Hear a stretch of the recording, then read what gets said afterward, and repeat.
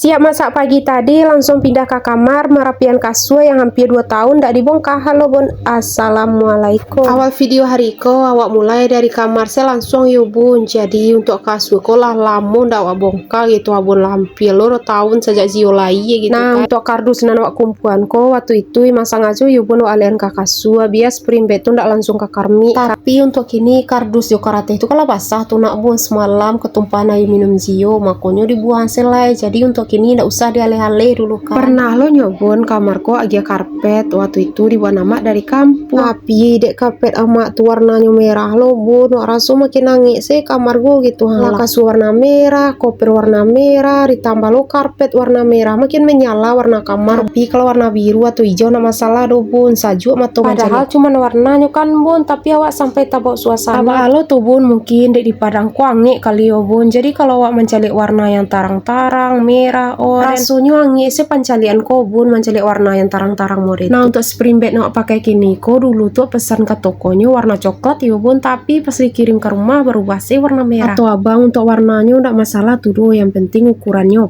pas. Oke deh, ceritanya risiko lah selesai beres-beres ya bun. Untuk posisi kasur kini latan di tengah lah bun, jadi untuk kiri kosong bisa bacalan, sisi kasur bagian kanan pun kosong bisa untuk sholat. Ditambah lo bagian kanan tuh di bawah kipeh warna bun, nih bolo kan juzio lalu di bawah kipeh warna. Untuk beberes bagian kamar ala selesai, habis itu pindah keluar bun, kumpulan barang yang tak pakai, pokoknya masuk plastik sih dulu bun, tah kok keripangan gue beko lekat. Oh iya untuk sambal kini tadi awak masak ikan teri campur jauh kantang ya bun, sementara untuk sayurnya awak buat buncis bawang putih ya.